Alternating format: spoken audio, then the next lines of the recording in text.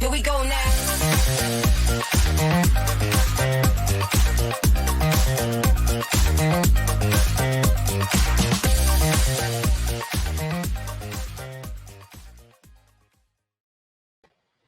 Good evening and welcome to season 3 of The Lynn Show.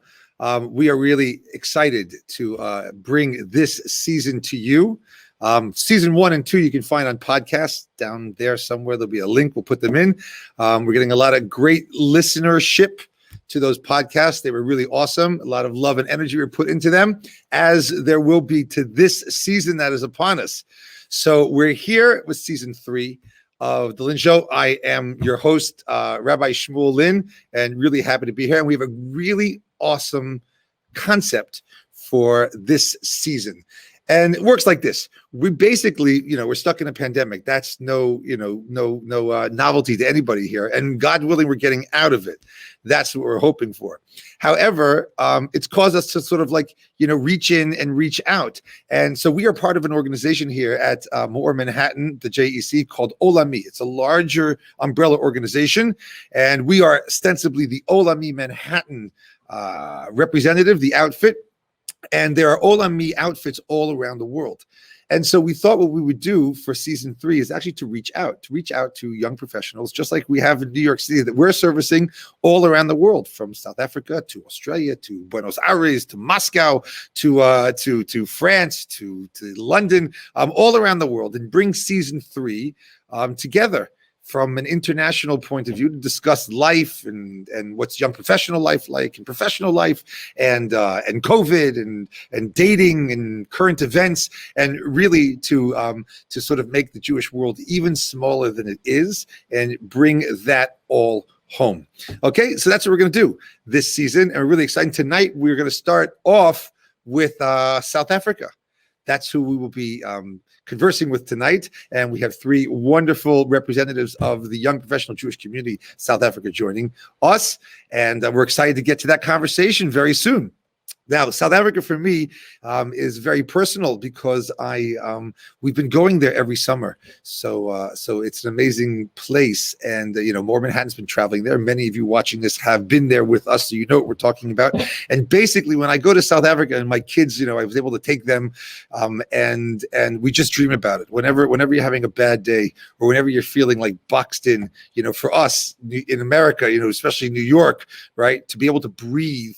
I associate South Africa with the ability to actually breathe, to go to the Kruger and to be in God's world, so to speak, and just to breathe. The word for breath in the Shema, the word for breath in the Shema in Hebrew, and the word for soul in the Shema, the same thing. To find your soul again, right? South Africa has a very special place for us in Moore Manhattan.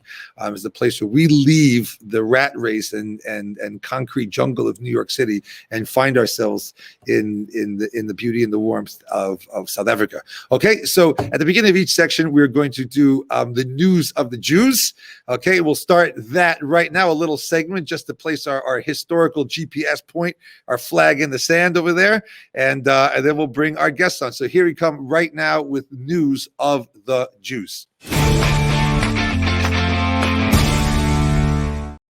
So, it's me again, right? Here I am. But okay, just to get to the history part, right? The Jews in South Africa actually mirror very much Jewish history in America, in that there were Jews that came before in the 1600s, 1700s, right? And they were trickling in. I think is in Vasco da Gama discovered the Cape of Good Hope, if I'm getting it correct, around 1488, if my notes serve me correct. And there were Jews on an expedition, and there were Jews that started to trickle down. And when the Dutch colonized South Africa in 1652, guess what? There were Jews that were there also helping to run the show. We're very good merchants because we have family in every port around the world, and it makes for a very trustworthy and airtight system. And so we've always been able to proffer and provide our services in the merchant industry, and so too in South Africa. But just like in America, where you had your boom in the late 1800s through like early 1900s, from like 1880 to 1914 or so, like that, where it in America it went tenfold in terms of population. So too in South Africa, in that time it went tenfold in population, from 4,000 Jews in South Africa to 40,000 Jews in South Africa. And the major, I think, unique aspect of South African Jewry is really that in the early 1900s, there was a unique relationship with Lithuanian Jewry. And there was already established a corridor of Lithuanians because, they didn't have internet then. So you could tell every Jew in Eastern Europe, hey, there's good business, good money to be made in the gold rush, of which is the gold rush of South Africa, of course, money to be made there. And they needed good business minds and acumen. So the Jews had this, in Lithuania, the word spread there. And there was a pipeline created. It obviously provided a tremendous salvation during the Holocaust, not only because Lithuania was this bizarre sort of no man's land. The Russians didn't want, the Germans didn't want it, and it stayed conquered by neither the Russians or the Germans for quite a period of time. I believe it's close to a year like that. And in which case many Jews were able to escape. Many Jews came to Lithuania, but there was already this pre-established pipeline. And you'll find that today the Jewish community they're very full of Holocaust survivors. I mean, not so much anymore as the time changes, and we lose these amazing heroes.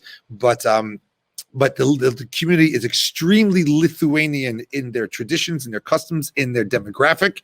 And that's because of the original gold rush in the late 1800s, of course, paving the way for a lot of escape routes during the Holocaust. Okay, so that's a little bit of the history. We'll get a little bit more into what's unique about the Jewish community. But that's a little bit of the news of the Jews in South Africa. So now it is time to bring on our guests. We have with us Romy Wulfson and Daniel Pekar and Hylton Sonnenberg from South Africa. Hello, Daniel Pekar. There you are. It's a beautiful picture of you. So, and Hylton, beautiful. And Romy, let's see a picture of Romy. Great. Now that we have their pictures, let's bring them on in person, okay? And we'll get to make a nice introduction here, and I'm looking forward to the conversation. Hello. Hello, Romy. And Hylton, you're there. Great. Hi, guys. Okay, so thanks for doing this, and thanks for coming on the show. And we're excited to have the conversation and really glad you guys could join us. Okay, there's a lot of work that goes into organizing this thing and getting the right people and making sure all the technology works. And we're really excited to finally be here. Okay, so what I'd like to do just to introduce you to our audience. I'm going to just go one by one. I'll say a few words a little bit about bio, but then I would love you to just tell us something unique about either what you do or your particular family history in South Africa, or something just unique about yourself that you feel like, hey, that's how this is how I introduce myself to, thousands of New Yorkers that are watching, and maybe from people from other places also. Okay, but imagine we're just zooming you in here to New York City, young professional Jews, and one day, God willing, we'll all get together in person. But in the meantime, you'll say something special about yourself. So I will go top down here because that's the way it randomly puts you. Daniel Pekar. I'm sure I'm not pronouncing that as well as the South African word Pekar.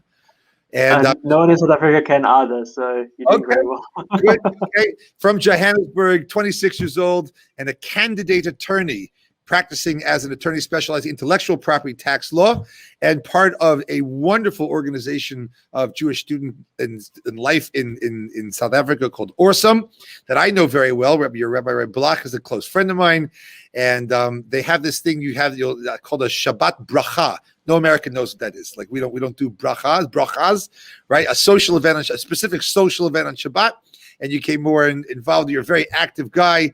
You like to write, hike, music, running, reading, and we're happy you're here. And maybe you just give us something else unique about you or your family or your history in South Africa that we can connect and enjoy.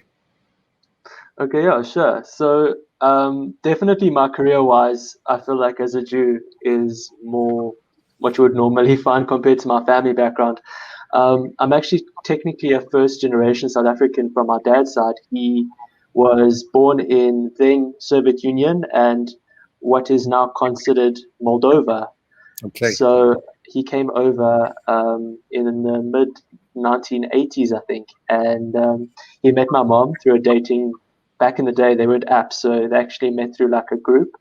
But my mom has, I think she's a third-generation South African. And as you mentioned earlier, she's got Lithuanian roots and also some Polish roots. Great. Okay, Daniel, thank you for joining us. And next, Romy Wulfson, also an attorney, practicing attorney based in Joburg. That's Johannesburg, right? We know that. Joburg, for the arts, constitutional law, and very involved. I've known you for a while now, Romy. Very involved in the SAZF, the South African Zionist Federation. Awesome as well, the same organization. And you've been very involved in fighting BDS on campus. And you're finishing your honors degree in English literature at Witwatersrand. Did I say that right? No. Oh, you're muted. You're muted. Right. Say it again. Sorry, you're muted. How do you pronounce the university? So a W's the V. It's Witwatersrand. Okay, so if you didn't learn anything today, you at least learn that. And tell me something, Romy, about you or your family's, what you are as a South African Jew. So, well, besides for my bio, I just joined Daniel on the family history front. My mother's side came from Germany, but thank God they came out quite a while before the Holocaust and the war. So, and they set up as millers here. So they started a quite a well-known company known today as Tiger Brands, or then it was known as Tiger Oats. So they were in the milling business and very food orientated. So I suppose it's in our blood, the love of food. But yeah, so I didn't go that route. I followed my dad and my grandpa on the legal road, even though I wasn't planning on doing it.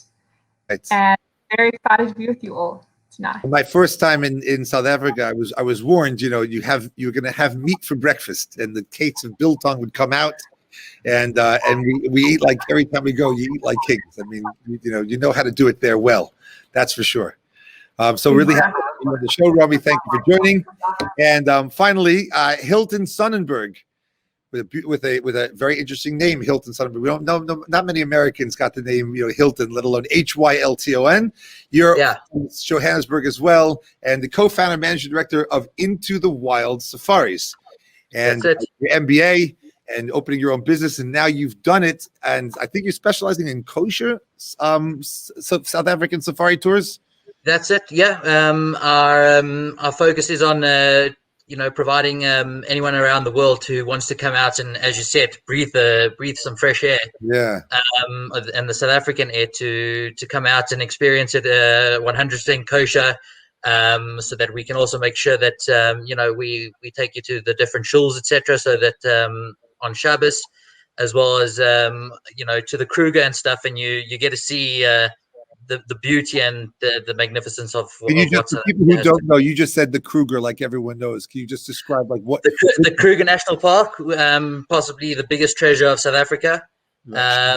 It's safari at its best, off-roading to go see lions, leopards, buffaloes, giraffes, zebra, whatever you want to see. They're all there. And then obviously to possibly, in my opinion, the most beautiful natural city in the world, being Cape Town, and the wonders that has, being Cape of Good Hope that you mentioned, the joining of the two seas where the Atlantic and the Indian Ocean meet. Beautiful. And everything that and the wonders of South Africa. I can attest to every part of it, as can. I think we've taken over 150 New Yorkers to South Africa so far in the last 4 or 5 years. Everyone can attest to both of those things. Really, really unbelievable. Oh, there's your website. Gorgeous. Okay. So I'm looking forward to, now let me ask you a question. I've had a lot of rangers, of game drive rangers there in the Kruger. And but I don't remember any of them being Jewish. Are you the only Jewish game? Are you a ranger? I'm not a ranger. I am actually busy learning how to be one. I'm on a course at the moment. Busy learning. There have been a couple Jewish ones. We actually we were in one of the parks recently, and we started chatting to a boy by the name of Stephen van der Merwe. I think that was his name, and sounded proper Afrikaans boy, which is a local boy here. And it actually ended up that his grandmother was on the Kindertransports out of Germany. Wow. And it was his mom's mom. So essentially, he was a Jewish boy, and he actually went and explored his whole roots and stuff. But fantastic story. Before he didn't even know that he was Jewish. Wow. Okay, so you'll be the second. I'll be the second. I'll take it. Okay, great. It's really lovely to meet the three of you. Can't wait to meet Romy. You and I have met in person, but you, Daniel, and Hylton, we should meet in person soon, God willing. I'm hoping to get there in August already. So let me ask you this. We'll welcome you with the greatest of pleasure, Rav. I can't wait. So let's start. The big question, of course, at hand. Like, COVID, right? How is it affecting you, Hylton? We'll start with you. We just keep you on, and just give us a little rundown of what's COVID life like in South Africa. I mean, you guys, what's it like? Is it as insane? I mean, every country seems to be handling it differently. Give us a little insight into what's COVID been like for you all there.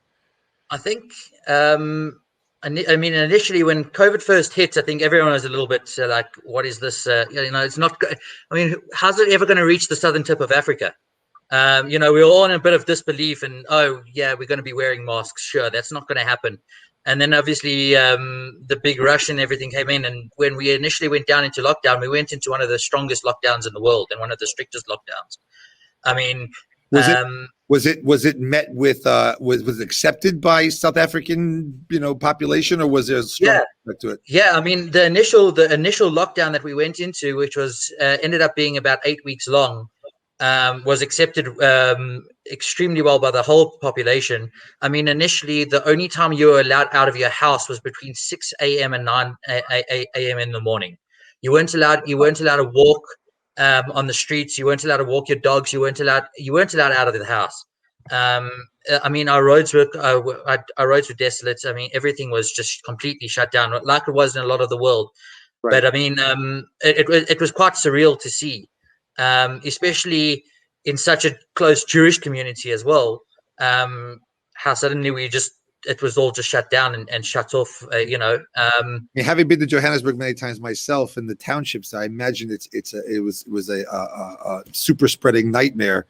The way people live in the level of poverty there and en masse like that, it must have been uniquely susceptible, I think, to COVID in the early days. And I don't know what was. I mean, I'm asking you to anyone to chime in over here. But what was were the hospitals overrun? What was the healthcare like? How were the more out of the way or more indigenous tribal populations of South Africa? How were they affected? I mean, I think they were affected quite heavily. But I think as a country, we actually handled the beginning of COVID pretty well. I mean, the government really did step up, and I mean, as South Africans, we naturally are proud South Africans, most of us. And I mean, I can talk for the three of us. I know the three of us are very proudly South African.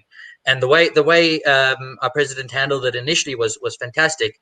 I think going forward, though.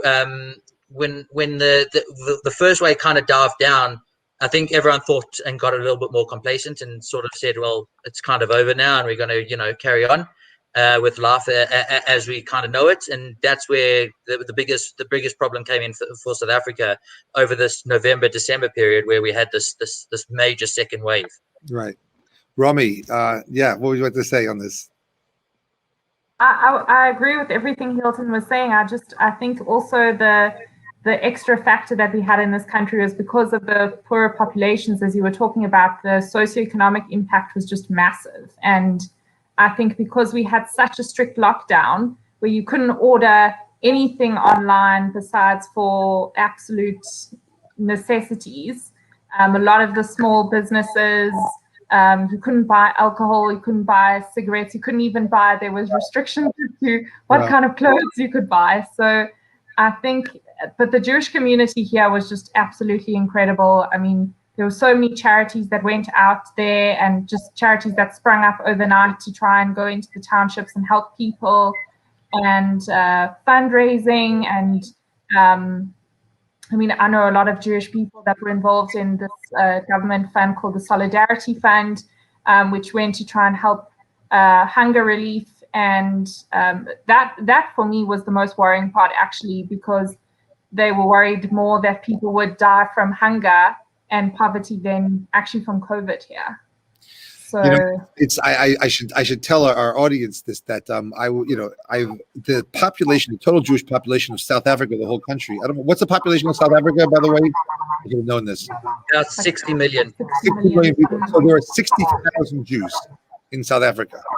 Now, of a population of 60 million people, I would ask some of the stewards and stewardesses on the flight how many Jews they think are in South Africa. So you have 60 million people, they say 5 million are Jews. It's an amazing thing. 5 to 10 million, they'll say are Jews. It's actually 60,000. It's an unbelievable exaggeration, so to speak, but because of the prominence of the Jewish community, I don't know what we attribute that to, but or just how salient Jews are wherever they are. You see that there's a massive exaggeration about the Jewish impact or the Jewish presence in South Africa. I mean, massive, right? It's not just beyond hyperbole. But are you finding? I see that the Jewish community got very galvanized and very involved in really trying to be solution oriented for the surrounding communities, not just for their own. Daniel, would you like to add to the COVID, understanding for us of what life is like in South Africa under this in this pandemic? Yeah, sure. It's actually funny that you mentioned how the Jewish community is perceived in South Africa. And I also think that the Jewish community in South Africa was hit relatively harder than other communities in South Africa. I think largely to do with the fact that, we are people that travel more often. And obviously this would have been something that we would have contracted from overseas, as most countries did, of course. And I noticed that the Jewish community has been very, very clever about everything, making sure that we shut down the shuls, even if the regulations allow for us to be open, that we do it in a clever way and in a staggered way. But I also found that unfortunately there's a social component, like you mentioned earlier about the brochas at shul and all the rest of it. I mean, the Jewish community right now, we're just not hanging out in the same way that we were before. So of course that's a little sad, but probably necessary. Are the vaccines being distributed yet in South Africa? No, unfortunately not. So the few that we have received, I think right now from India, we're not getting the Pfizer vaccine yet. And we lower down on the priority list compared to other countries, like for example, Israel, which obviously is distributing it like mad. We on the other hand, unless I think either you in healthcare or if you in the police force or something like that, you're not going to get it soon. Wow. The problem, Rabbi, the problem is with the vaccine for South Africa is that we've got our own variant that they found, the South African variant. That's right. And so they're doing a whole bunch of research into whether or not which of the vaccines actually cover our variant and which don't. Yeah. Okay. But fast. Let's do another question. I think we can just mute Romy. There we go. We have an echo problem. Okay, good. But for you, Daniel, let's talk about what's unique about the Jewish community in South Africa, right? Like I said, 60,000 Jews that are believed to be in the numbers of millions. And personally, I always found it remarkable because on the one hand, if you look at what South Africa is being really developed and established by the Dutch, and then of course bringing in so many of the tribal population, and now you have what you have today, where you have Black South Africa, and you have still the Afrikaans, and you got the Jews that are, sort of in the middle of this, right? And it's really remarkable because in America we're completely assimilated. We go basically for all intents and purposes, but the Jewish communities in South Africa are somehow, it's very tight knit and very warm and very connected, but been very distinct. And since apartheid ended, it's not that long ago, so there hasn't even been that much time for that integration to happen.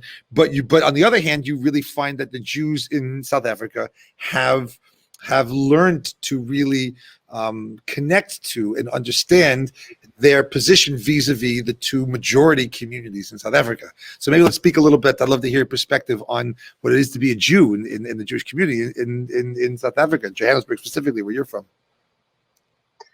Absolutely. Wow, I'm actually very impressed with your understanding of South African history. I So love you it. may have to correct me down the line. I work with kids. We all want to move, That's so funny coming from someone in America. I mean, usually you find it more the other way, but why not? I mean, we don't. But that's actually, it's funny that you say that because obviously we look to other countries like America and the Jewish situation there.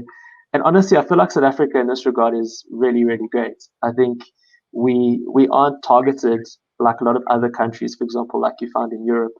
And I must say, I think it is partly historical.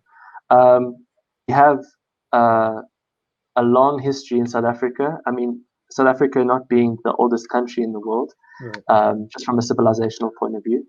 And I also feel that we have helped, for example, bring the country into a democracy, and in so many other ways, just enabled to give back in the way that the Jews do, not only to ourselves but like to the broader society at large.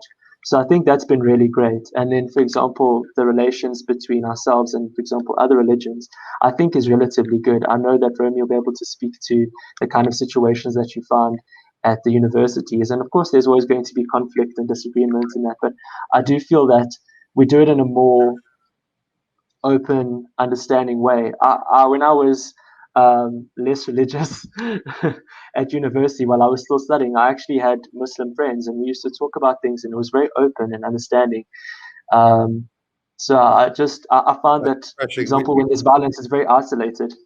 Right. I mean, open, understanding conversations are a thing of the past here in America after the last 4 years. So we're trying to heal from a lot of, but I hear that very, very, very, very powerful. I mean, yeah. To talk about what Daniel just said, I mean, one of the very well-known shuls in Johannesburg is neighbor to a mosque. Right. And so, I mean, literally, the wall, it's a wall that is between the mosque and the shul. And I mean, the imam and the rabbi are very good friends, which is just incredible. And I mean, if you drive around there on a Friday, early afternoon, all the Muslims and stuff are going to mosque there. And then suddenly in the evening, you've got all the Jews walking around there as well. It's the contrast between a couple hours is fantastic. But I mean, it's not very many places in the world that you can go now where and you find that people are, that there's an acceptance and understanding and a compatibility there. Yeah, it's very unique. It's a very unique place. I'm not sure what it could be. The strength of the Jewish community. Again, Americans, we're so polarized in everything that we do over here in America, and as Jews and as a society now. But you have I found denominations in American Jewry like that all the way here and all the way Orthodox. In South Africa, everyone's really pretty much your own private, personal, religious observances is your own thing, really. But there's a unity and there's a compassion, understanding, a commonality that is so refreshing there. It's so refreshing. It could be that I know Rose wants to say something, but I think I mean from our side is that also, at least from our side, is that we also we South Africans, and we're proud to be South Africans. And to go back to that point is that, and I think that's where most South Africans are proud to be South African. And so, as much as there's diversity in religion and in belief, you can always come back to that central point that we are South African as well. Right. But I want to get to Romy one second, because I got to ask you, why are you proud to be South African? What are you proud of? Are you proud of the landscape? Are you proud of the history? I think it's you got like terrible stuff over there that happened in your history. Yeah. What are you proud of? But it's also brought us together in a lot of ways. Oh, good. So I mean, as you said, as I said, we've got the most beautiful, in my opinion, the most beautiful natural city in the world, being Cape Town.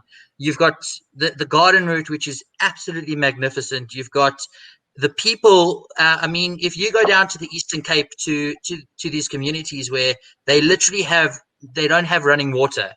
But if you go around to these people, I mean, there you can see that's just Cape Town. That's that's the Western Cape. But if you go down to the Eastern Cape where they don't have running water and stuff, the people will take the clothes off, the little clothes off their back and the little food that they do have and feed you because you're a visitor. And I think that's we should know. When we go on the trips, we go to Kliptown, the Kliptown youth program there. And you're talking about Americans who have money and have jobs and have the corporate ladder in front of them, and basically the world is their kosher oyster. But they need plastic surgery to get smiles on their faces, anywhere near the smiles that these kids have on their faces there. Exactly. Right. And I mean, and as South Africans, we're proud. I mean, we've been through a lot of adversity. and we've been subjected to a hell of a lot. You know, and I mean, we're a country that's proud to have hosted an incredible soccer World Cup. You know, 11 years ago. We've won the Rugby World Cup a few times now, and I mean, if you could see what happened a couple of years ago when we won the Rugby World Cup, there was no such thing as anything else but you're South African. No religion, no color, anything. Guys were running around the roads, hugging each other, and I mean, it was late Shabbos when the game was on here, Right. and I mean. I remember guys were walking out of shul and being like they hadn't watched the game, but they knew South Africa had won because everyone was in the road. Right. And everyone was hooting and You answered the question beautifully. I'm glad you're proud. Good, beautiful. Romy, I'd love you to chime in on this. Like you deal with BDS, you deal with really a lot of the difficult issues there, and people know. I want people to know, like out there, one of the fascinating things that I learned when studying South African Jewish history, when you take like the Mandela trial, the judge who put Mandela away was a Jew. But the person who went away as long as Mandela did was a Jew. There were Jews all over the conversation back then about apartheid. And the judge who put Mandela away wasn't anti-black. I mean, he was trying to create peace and stability and trying to figure out how to heal a country. It was a very, very, but like Jews are in the mix of everything that's been going on in South Africa in the most heated moments of South African history. And I'm sure that those tensions play out today. Romy, you're on the front line of that. Give us your insight to that. Unmute. Good. I was saying you 100%, Rabbi. Jews have a way of finding their way to the front of any kind of debate or controversy on both sides. But I mean, when it came to apartheid, there were fortunate lawyers and activists that were Jewish. I mean, even from my family on my dad's side, they actually had to go into exile because they were, anti-apartheid activists, and they had to flee to England. But I mean, the Jewish community is punched above its weight in many different respects. But when it comes to, and Hylton's right, I mean, the relationships between different religions here are generally very, very amicable and very friendly. And I mean, even on varsity campuses, you won't see any issues really. I mean, I never picked up between. There's a picture from Olami. I'll get to that. You won't really see problems between Muslims and Jews and Christians. It doesn't really matter because, as Hylton said, everyone just wants the best for the country. But when it comes to Israel, there's suddenly a boundary, like a line that's crossed, and suddenly you'll see your so-called best friends suddenly become virulent anti-Zionists bordering on anti-Semites within a day of Israel Apartheid Week. Right. And that plays out into BDS because of our history of apartheid, and because it has such a place in people's hearts and memories, and sort of post-trauma of stories that they've heard. The minute they hear that Israel's an apartheid state, it has a very specific, emotional response in people here. I do remember that all the times that the chief rabbi of South Africa, Rabbi Warren Goldstein, would speak. He would speak about how, on the what does it mean to understand that Nelson Mandela and Arafat were partners, so to speak, for peace, and how do we as Jews relate to that? Do we understand, of course, the trauma of a country, the trauma of a people, and apartheid? And Nelson Mandela he says, any people who have a national claim, he has to champion that cause, and that was his priority because that was his modus operandi in life. And how the Jewish community struggled to love Mandela for who he was, of course, and somehow to be able to understand that part, which would manifest itself, like you're saying, in very severe anti-Israel sentiment in South Africa, which I think you're still dealing with today. How is do you find that there's movement being made on those fronts? You find that there's progress that's been put into place and been accomplished on that and Israel advocacy in South Africa as a whole? The Jewish community here has done really well, like the Zionist Federation and other organizations here, in trying to partner with different communities within South Africa, like the Christian Zionist communities, who are actually very pro-Israel. And I mean, they are a huge support for Israel. And so in trying to reach out to even poorer communities here, a lot of it is just also lack of education. They haven't even heard of Israel or the story of what actually goes on there. So if they actually are exposed to Israeli technology, there are a lot of like water projects that happen and Israeli agriculture that they get introduced to, and suddenly they have a positive association with Israel besides for just pictures of apartheid. Suddenly it's, and also, I mean, if they're religious, there's also that biblical association of the Jewish people and the connection to Zion and that. And that is a picture of me and Natan Sharansky at my time at Oxford University. It was a complete highlight of my time there. I was actually there at the same time where there was an overlap with the ISGAP conference, which is the Institute for the Study of Anti-Semitism. And he was speaking there. He's one of the chairpersons of that organization. If you haven't heard of this organization, it's really incredible. It's more of an academic organization, but the people there, like heading it up, are the likes like Natan Sharansky, Alan Dershowitz, a lot of these kind of legendary minds. And I'd studied about him. Yeah, sure. So I want to for the last segment, I want to get into a little bit of a segue like this, because the perception is that young Jews are leaving South Africa. That's the perception that we have out there. So if your generation who's really sensitive to, committed to these ideals of Israel advocacy, and you have the skills of how to communicate that, how to be politically correct in that theater, and really how to better the country, right? I want to get quickly though into a little bit about like what it's like to be a young professional Jew in South Africa. Do you feel isolated? You're looking to get out? What's the community like?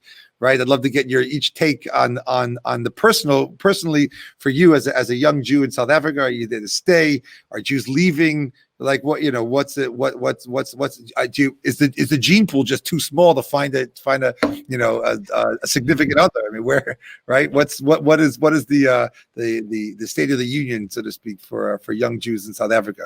So we'll start with you, Daniel, if you could speak to that.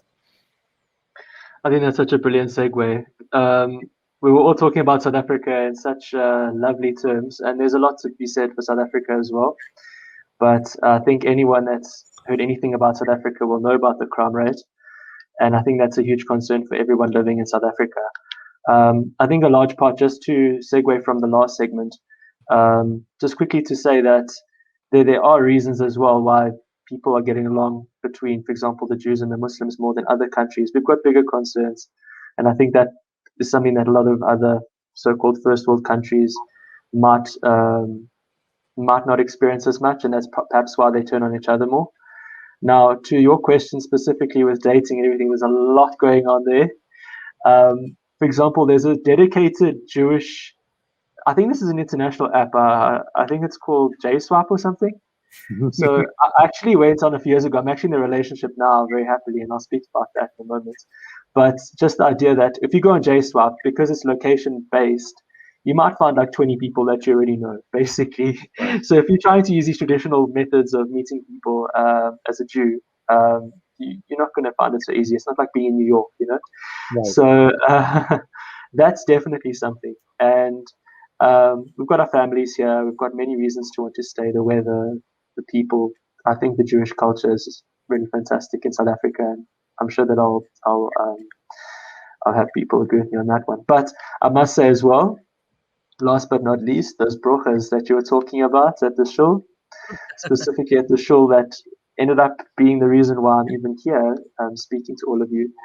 I think that's really something to be really, really proud of as a South African Jew, and something that really is an amazing opportunity to meet people. In fact, that's how I met my girlfriend, and it's gone very, very well. It's been very successful, and I met all my friends through there at a point in my life where I didn't really have much of a Jewish connection. So I think, honestly, that's a big answer to your question. Sure. Yeah, I think that the greatest commodity the Jewish people have to offer this Corona, fast-paced, technologically advanced world is the digital detox and the beauty of Shabbat. And if you combine that with the social aspect and meeting people there, we got to export that from South Africa to New York. Okay, we'll work on that when we get the vaccine finally. Hylton, will you share some of your thoughts on young professional Jewish life? I think the reason what really brought Daniel to the brochas was the sushi. Legendary for their sushi on a Shabbos brocha, and there's more sushi going around there than pretty much anywhere else in South Africa. I mean, the amount of sushi that you eat there, you're comatose afterwards. That's why you need a Shabbos shloch. But from a Jewish, it's actually it's very interesting, and it's I can say from a young single man point of view, it's difficult. Meeting Jewish girls is in the typical way, especially now in Corona. I mean, you're not allowed to go to shul at the moment, so it's even harder. I mean, JSwap, you start talking to somebody, and you can put together the pieces of who their family is, where they come from, how they got to South Africa pretty easily. Right. There's maybe 2 degrees of separation in the entire South African jury.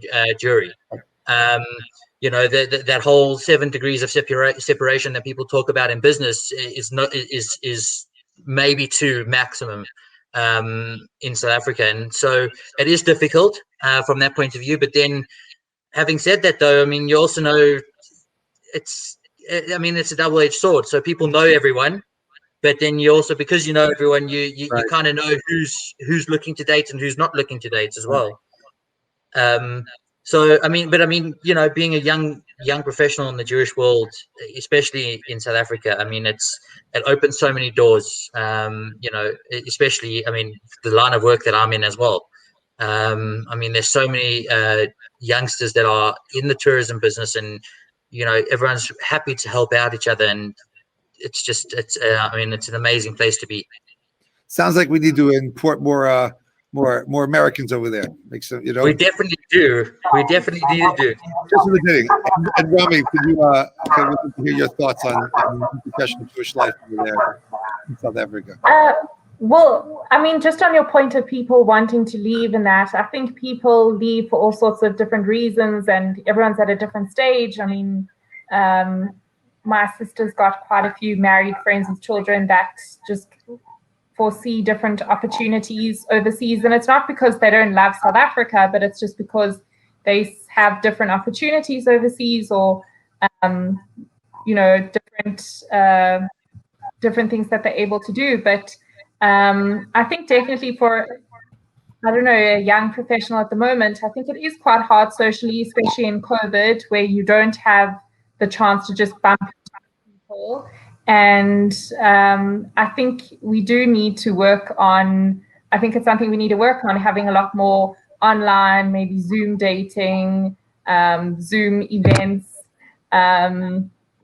because as the others have said, JSwap, I don't know if people just don't use it, or they don't buy into it, or maybe they're embarrassed to. Sorry? Maybe you know everybody on JSwipe already there. Well, you know everyone on JSwipe already, and you went to school with them, and you know their granny and their uncle and everyone. But I think, the Zoom dating may be an option, but also I think COVID has really made things very tough at the moment, which I'm sure is a global problem. But also, I don't know, maybe it's time to connect with New York. Yeah, we've got Hylton in the business, the tourism business, okay? Bring them here, Rabbi. And you'll work out the legal side of it, okay? The business side of it. We got a good thing going here. I'll bring the New Yorkers, right? Exactly. feel free to start. I'm telling you, feel free to start Zoom dating with South Africans if you're American, or for the Americans you're South African, and the four of us will work out the details. Okay, you could do a lot worse. I do want to thank you all for coming. I've enjoyed the conversation tremendously, and I'm sure people will find it very, very enlightening and insightful.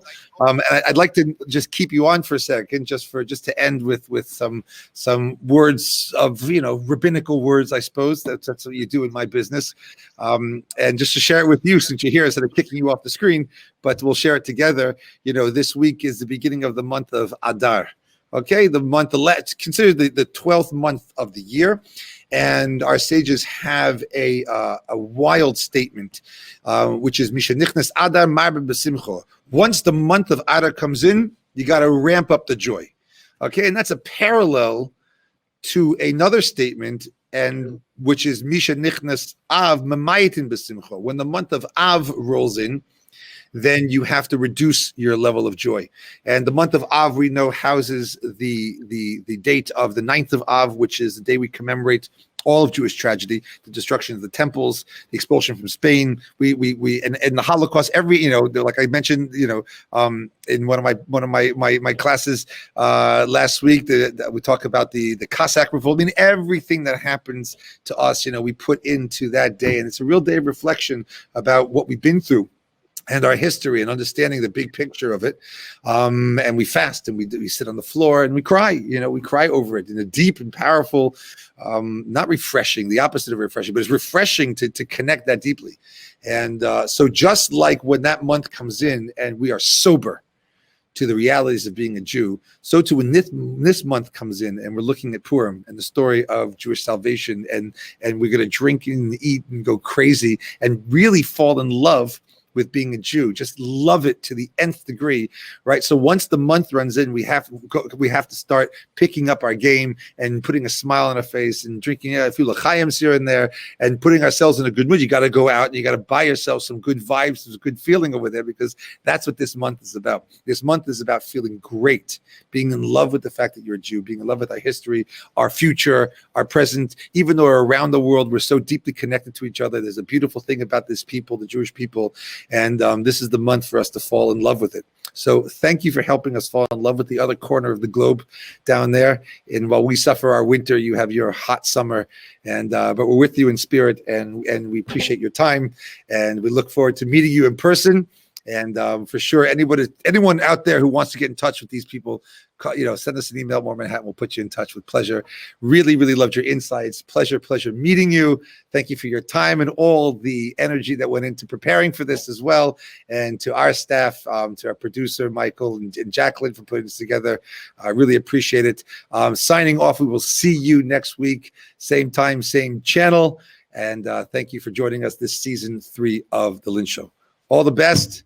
Thank you guys very much. Thank you. Okay, good night. Thank you. Here we go now.